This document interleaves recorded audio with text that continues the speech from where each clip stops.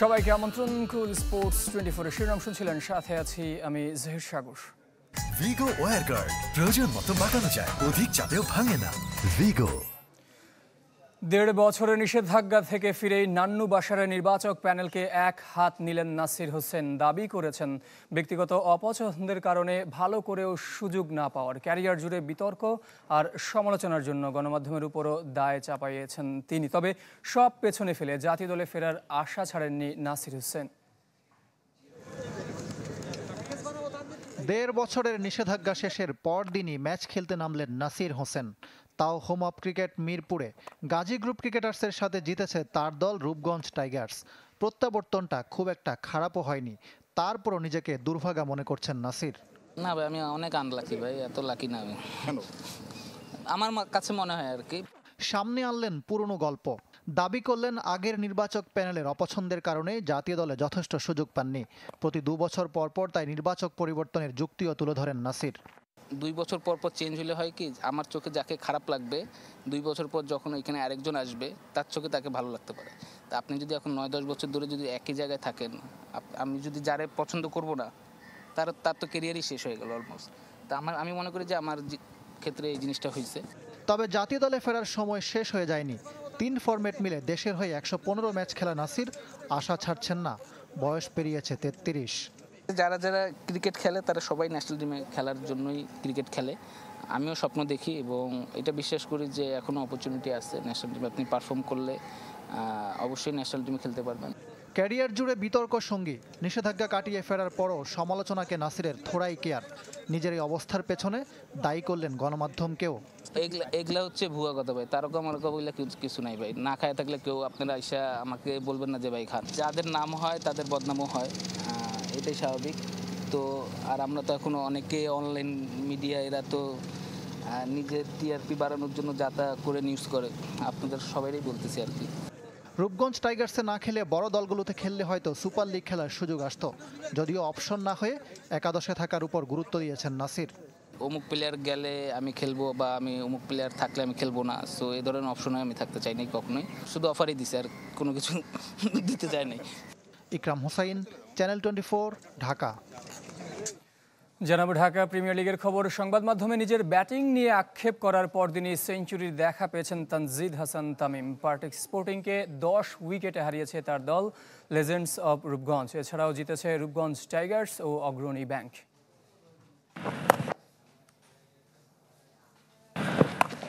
প্রত্যাবর্তনে দলকে সাফল্য এনে দিলেন নাসির হোসেন। নবম ম্যাচে দ্বিতীয় জয় তুলে নিয়েছে রূপগঞ্জ টাইগার্স, আর দ্বিতীয় স্থানে ওঠার সুযোগ হারিয়েছে গাজী গ্রুপ ক্রিকেটার্স। মিরপুরের হোম অফ ক্রিকেটে টস জিতে গাজী গ্রুপকে ব্যাট করতে পাঠিয়ে ইনিংসের প্রথম ওভারেই নাসিরের হাতে বল তুলে দিয়েছিলেন টাইগার্স অধিনায়ক আলামিন জুনিয়র। 10 ওভারে 31 রান দিয়ে শামীম মিয়ার উইকেট তুলে নিয়েছেন নাসির। 159 রানে অল আউট হয় গাজী গ্রুপ। ওয়ান ডাউনে নেমে সুবিধা করতে পারেননি নাসির হোসেন। 11 বলে 9 রানে আউট হন। একই দিনে জয় পেয়েছে রূপগঞ্জের আরেক ক্লাব লেজেন্ডস। তানজিদ তামিমের বিধ্বংসী ব্যাটিংয়ে পার্টেক্স স্পোর্টিং ক্লাবকে হারিয়েছে 10 উইকেটে। পার্টেক্সের দেয়া 130 রানের মামুলি টার্গেট তাড়া করতে 111 বল লেগেছে লেজেন্ডস অফ রূপগঞ্জের। সাইফ হাসানকে সাথে নিয়ে ছেলে খেলায় মাতেন তানজিদ হাসান তামিম। মাত্র 59 বলে তুলে নেন লিস্টে ক্রিকেটে নিজের 4র্থ সেঞ্চুরি। 2 বছর পর ম্যাজিক ফিগারের দেখা পেলেন জুনিয়র তামিম। অপরাজিত ছিলেন 103 রানে। এই জয়ে 5ম স্থানে উঠে এসেছে legends of Rupganj. Redwan Shuaib, channel 24। Bangladesh দলের পেস বোলিং কোচ হতে যাচ্ছেন ওমর গুল। পাকিস্তানের গণমাধ্যমে এমন দাবি করেছেন সাবেক পাক পেসার। আন্দ্রে অ্যাডামসের কাজে সন্তুষ্ট নয় বিসিবি। নতুন পেস বোলিং কোচ হিসেবে অ্যালান ডোনাল্ড, ওটিস গিবসনরাও পছন্দের তালিকায় ছিলেন। তবে শেষ পর্যন্ত গুলকেই দায়িত্ব দিতে যাচ্ছে ক্রিকেট বোর্ড। রোববার রাতে টেলিকম এশিয়া স্পোর্ট পোর্টালকে দেয়া সাক্ষাৎকারে দাবি করেছেন সাবেক পাক পেসার।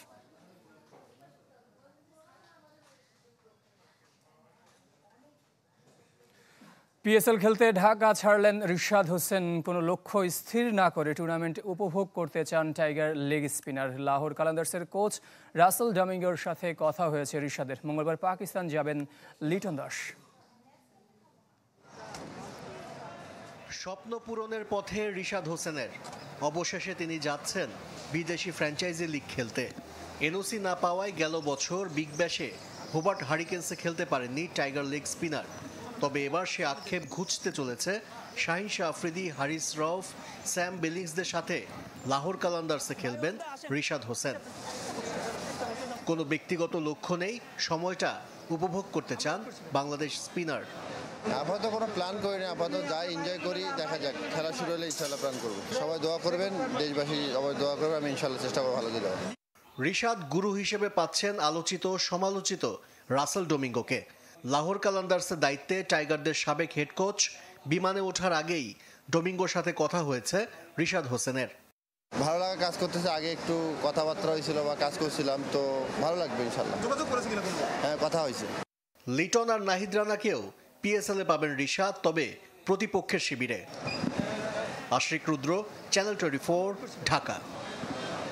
উন্নত চিকিৎসার জন্য রাতে সিঙ্গাপুর যাচ্ছেন তামিম ইকবাল। রাত 11:55 সিঙ্গাপুর এয়ারলাইন্সে ঢাকা ছাড়বেন খান সাহেব। 24 মার্চ বিকেএসপিতে ঢাকা প্রিমিয়ার লিগের ম্যাচ চলাকালীন হৃদরোগে আক্রান্ত হন তামিম। গাজীপুরের কেপিজে হাসপাতালে হার্টে রিং বসানো হয় তার। পরবর্তীতে ঢাকার এভার কেয়ার হাসপাতালে পর্যবেক্ষণে রাখা হয় তাকে। ঈদের আগে নিজ বাসায় ফিরে গেলেও উন্নত চিকিৎসার জন্য থাইল্যান্ডে নিয়ে যাবার সিদ্ধান্ত নেয় তার পরিবার। তবে থাই ভিসা না পাওয়ায় সিঙ্গাপুরে যাচ্ছেন তামিম। দেশের 1 নম্বর gas stove RFL gas stove, যা বেশি তাপেও ফাটে না আর হ্যাসেল ফ্রি অটো ইগনিশন নিশ্চিত করে ঝামেলাহীন রান্না। আরএফএল গ্যাস স্টোভ, নিরাপদ ও ঝামেলাহীন। এবার জানাবো ফুটবলের খবর। কাল মাঠে ফিরছে ফেডারেশন কাপ। নতুন ফরম্যাটের কোয়ালিফায়ার 1-এর বিগ ম্যাচে মুখোমুখি হবে বসুন্ধরা কিংস ও আবাহনী। কুমিল্লায় ম্যাচ শুরু হবে দুপুর 2:45টায়। একই সময়ে ময়মনসিংহে এলিমিনেশন ম্যাচে মুখোমুখি হবে ব্রাদার্স ইউনিয়ন ও রহমতগঞ্জ। জয়ী দলের থাকবে ফাইনালে যাবার সুযোগ, পরাজিত দল বাদ পড়বে আসর থেকে। তবে কুমিল্লার কোয়ালিফায়ারে জয়ী দল পাবে ফাইনালের টিকিট। পরাজিত দলেরও সুযোগ থাকবে আরেকটি ম্যাচ খেলে শিরোপা মঞ্চে যাবার। দেশের অন্যতম 2 শীর্ষ দল ম্যাচটি খেলায় বাড়তি উত্তাপ ফুটবল অঙ্গনে। চলতি মৌসুমে একই ভেন্যুতে কিংসকে হারিয়েছিল আবাহনী। এবার বিদেশি ফুটবলার আশায় আরও শক্তিশালী আকাশী নীলরা। বিপরীতে প্রতিশোধের মিশন ও ইঞ্জুরি সহ ফুটবলারদের নানা ইস্যুতে ভুগতে হচ্ছে বসুন্ধরাকে। দুদলই সোমবার কুমিল্লায় সেরেছে শেষ প্রস্তুতি। আমাদের নতুন ফরেন প্লেয়ার এসছে এবং ওদের সাথে আমাদের যেই বোঝাপড়াটা দরকার ছিল সেটা হয়েছে। তো আশা করি আমাদের মানে এই ম্যাচ খেলার জন্য আমাদের যেই প্রিপারেশনের দরকার ছিল আই হোপ আমরা সবাই ভালোভাবেই করেছি এবং এটার জন্য রেডি। ফিলিস্তিনের জন্য পুরো বিশ্ববাসীর সাথে কাঁদছেন মাহমুদুল্লাহ, মুশফিক, তাসকিন, নাহিদ রানারা। 12 এপ্রিল ঢাকায় মার্চ ফর গাজা শিরোনামে বিক্ষোভে রাস্তায় নামার ঘোষণা দিয়েছেন রিয়াদ। নিরীহ মুসলমানদের রক্ষায় নিজেদের অক্ষমতা কুড়ে কুড়ে খাচ্ছে নাহিদ রানাকে, আর সৃষ্টিকর্তার করুণার দিকে তাকিয়ে মুশফিকুর রহিম।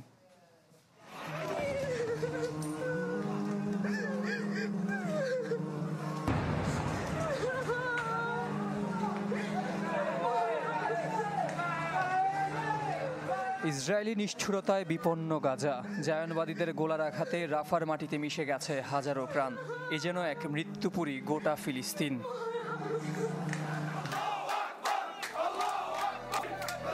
পবিত্র ভূমির মানুষের আর্তনাদ দেখেও যেন দেখে না ভোগবিলাসে মত্ত আরব শাসকরা। নিরীহদের রক্তের হোলি খেলায় অংশীদার মানবতার বুলি আওড়ানো পশ্চিমা বিশ্ব। জালিমের জুলুম থেকে যখন মুক্তির প্রায় সব দরজাই বন্ধ, মজলুমের জন্য তখন সৃষ্টিকর্তার করুণা প্রার্থনা ছাড়া আর কী বা করার থাকে মুশফিক, মাহমুদুল্লাহ রিয়াদের মতো বাংলাদেশিদের। তবে শুধু চাপা কষ্ট নিয়েই পড়ে থাকতে চান না মাহমুদুল্লাহ। দখলদার ইসরায়েলি বর্বরতার প্রতিবাদে সামাজিক যোগাযোগ মাধ্যমে সরবের পর এবার নামতে চান রাজপথে। আগামী 12 এপ্রিল শনিবার বিকেল 3টায় শাহবাগ থেকে মানিক মিয়া অ্যাভিনিউ অভিমুখে মার্চ ফর গাজা শিরোনামে একটি কর্মসূচি আয়োজিত হতে যাচ্ছে। আসুন আমরা সবাই মিলে সর্বস্তরের মানুষ এই বিক্ষোভ মিছিলে অংশগ্রহণ করি এবং ফিলিস্তিনবাসীর প্রতি আমাদের পূর্ণ সমর্থন পুরো বিশ্বকে জানিয়ে দিই। ইসরায়েলি হত্যাযজ্ঞ প্রতিরোধে নিজেদের অক্ষমতা কুড়ে কুড়ে খাচ্ছে নাহিদ রানাকে। হৃদয়ে রক্তক্ষরণ চলছে তাসকিন আহমেদের। মুসলমান হিসেবে তো বটেই, মানুষ তাসকিনও দাঁড়াচ্ছেন মজলুমের পক্ষে। বছরের পর বছর জুড়ে রক্তপিপাসুদের আক্রমণে দিশেহারা ফিলিস্তিনিরা হারাচ্ছে মাথা গোজার ঠাঁই। জীবনযুদ্ধে জুটছে না খাবারও। তবুও অধিকারের প্রশ্নে অটল ইমানদারদের জয় দেখেন আফিফ হোসেন ধ্রুব। জহির সাগর, চ্যানেল 24। ক্রীড়া সাংবাদিকদের চোখে 2024 সালের বাংলাদেশের সেরা 3 অ্যাথলেট মেহেদী হাসান মিরাজ, ঋতুপর্ণা চাকমা ও সাগর ইসলাম। তবে কে সেরাদের সেরা তা জানা যাবে শুক্রবার কুল বিএসপি স্পোর্টস অ্যাওয়ার্ড 2024 অনুষ্ঠানে। সোমবার বিএসপি এর পক্ষ থেকে বর্ষসেরা ক্রীড়া পুরস্কারের তালিকা প্রকাশ করা হয়। এবার 15 ক্যাটাগরিতে দেয়া হবে 17 পুরস্কার। পাবেন 13 ব্যক্তি ও প্রতিষ্ঠান। 1964 সাল থেকে সেরা ক্রীড়াবিদদের পুরস্কার দিয়ে আসছে বিএসপিএ। বিওএ ভবনের সংবাদ সম্মেলনে উপস্থিত ছিলেন পৃষ্ঠপোষক স্কয়ার টয়লেট্রিজ লিমিটেডের জিএম মার্কেটিং ডক্টর জেসমিন জামান। বর্ষসেরা ক্রিকেটার হিসেবে মেহেদী হাসান মিরাজ, ফুটবলার হিসেবে ঋতুপর্ণা চাকমা, অ্যাথলেট হিসেবে জহির রায়হান, আর্চার সাগর ইসলাম, দাবারু মনন রেজা নীর, উদীয়মান ক্রীড়াবিদ নাহিদ রানা। বর্ষসেরা দল হকি বিশ্বকাপ নিশ্চিত করা অনূর্ধ্ব 21 জাতীয় হকি দল। সক্রিয় সংস্থা হিসেবে শামসুল হুদা ফুটবল একাডেমি যশোর। কোচ হিসেবে মওদুদুর রহমান শুভ। বর্ষসেরা আম্পায়ার শরফুদ্দৌলা ইবনে শহীদ সৈকত। বর্ষসেরা বিশেষ সম্মাননা পাচ্ছেন হামিদুল ইসলাম। তৃণমূল সংগঠক হিসেবে বীর সেন চাকমা। সেরা সংগঠকের পুরস্কার পাচ্ছেন ইমরুল হাসান। অবশেষে কাল অনুশীলনে ফিরছেন বিদ্রোহী নারী ফুটবলাররা, নিশ্চিত করেছেন বাফুফে নারী উইং চেয়ারপারসন মাহফুজা আক্তার কিরণ। কালকে তো ট্রেনিং করবে, ওরা ট্রেনিং করে আসলে চুক্তি করতে পারবে। 14 জন মনে হয় নাই, ও সাগরিকা এখন এসে পৌঁছায় নাই, ও গাড়ি পায় নাই। কুল স্পোর্টস 24 নিচ্ছে আরো একটা বিরতি, ফিরছি একটু পর। আবারও ফিরে এলাম কুল স্পোর্টস 24-এ। এবার জানাবো হকির খবর। AHF কাপের জন্য প্রস্তুত হচ্ছে বাংলাদেশ। শিরোপা ধরে রাখার লক্ষ্যে আগামী সপ্তাহ থেকে Jakarta mission Pushkar, Khisa, MIMO, Fazle রাব্বিদের ঢাকায় মাস দেড়েকের প্রস্তুতিতে অনুশীলন ম্যাচ হয়েছে শুধু বিমান বাহিনীর সাথে। এবার দলে নেই অভিজ্ঞ রাসেল মাহমুদ জিমি। অনূর্ধ্ব 21 দল বিশ্বকাপ নিশ্চিত করার পর হকিকে ঘিরে কিছুটা হলেও আগ্রহ বেড়েছে দেশের মানুষের। সে প্রত্যাশার মাঝে জাতীয় দলের AHF কাপ প্রস্তুতি, যা এশিয়া কাপেরও বাছাই। এশিয়া কাপে নাম লেখানো নিয়ে চিন্তা নেই, বরং বাড়তি চাপ থাকছে AHF কাপের শিরোপা অক্ষুণ্ণ রাখার। 25 ফেব্রুয়ারি শুরু হয়েছিল ক্যাম্প, মাঝে ঈদের ছুটি ছিল 6 দিন। 14 এপ্রিল জাকার্তা যাবে দল। কোনো জাতীয় দলের সাথে প্রস্তুতি ম্যাচ খেলা হয়নি, তবে বিমান বাহিনীর সাথে খেলেছেন মিমো, রাব্বিরা। লাস্ট 5 বারের ভিতরে 4 বারই বাংলাদেশ AHF কাপে চ্যাম্পিয়ন। তো এটার ধারাবাহিকতা ধরেই আমরা আমাদের টার্গেট সেট করছি যে আমরা হয় আল্লাহর রহমতে ইনশাল্লাহ চ্যাম্পিয়ন নিয়ে আসবো। প্রথম থেকে আমরা শুরু করেছিলাম স্লোলি, তারপরে আপনার ফিটনেসের উপর কাজ করেছি আমরা, তারপরে কিছু টেকনিক্যাল কাজ করেছি, তারপরে আপনার এখন পিসি নিয়ে কাজ করছি আমরা। অন্যান্য টিমগুলো সব ট্যুর করছে, যেমন ওমান টিম এখন পাকিস্তান টিমের সাথে খেলছে। তো আমরা লোকাল টিমের সাথে খেলছি, যদিও ঠিক আছে, কিন্তু বাইরে কোনো টিমের সাথে খেলতে পারলে টিমের আসল স্ট্রেংথটা বোঝা যেত। প্রথমবার জাতীয় দলের আর্মব্যান্ড পুষ্কর, খিসা, মিমোর হাতে। শুরু থেকে দলে নেই অভিজ্ঞ রাসেল মাহমুদ জিমি। চূড়ান্ত স্কোয়াডে জায়গা হয়নি অনূর্ধ্ব 21 দলের অধিনায়ক মেহরাব হাসান সামিনের। টিম গেমে ইন্ডিভিজুয়াল প্লেয়ারকে এত ইমফেসিস বা গুরুত্ব দেওয়ার কোনো সুযোগ নাই, তো আমি কাউকে গুরুত্ব দিই না। আমার টিমে এখানে কেউ ওইরকম ইম্পর্টেন্স না। ইন্ডিভিজুয়াল প্লেয়ারকে দেওয়া মানে আপনার টোটাল টিমটাকে নষ্ট করে দেওয়া। একটা সুন্দর টিম হয়েছে, সিনিয়র এবং জুনিয়রদের মধ্যে সমন্বয় করে। টিমটার ব্যাপারে আমি খুবই আশাবাদী। 17 এপ্রিল জাকার্তায় শুরু হবে AHF কাপ। সবশেষ আসরে সেখানেই চ্যাম্পিয়ন হয়েছিল বাংলাদেশ। 18 এপ্রিল কাজাখস্তানের বিপক্ষে ম্যাচ দিয়ে শুরু হবে লাল সবুজের আসর। গ্রুপের বাকি 3 দল শ্রীলঙ্কা, থাইল্যান্ড ও স্বাগতিক ইন্দোনেশিয়া। ফয়জুল ইসলাম, চ্যানেল 24, ঢাকা। এই ছিল কুল স্পোর্টস 24-এর এখনকার আয়োজনের সঙ্গে থাকার জন্য সবাইকে ধন্যবাদ।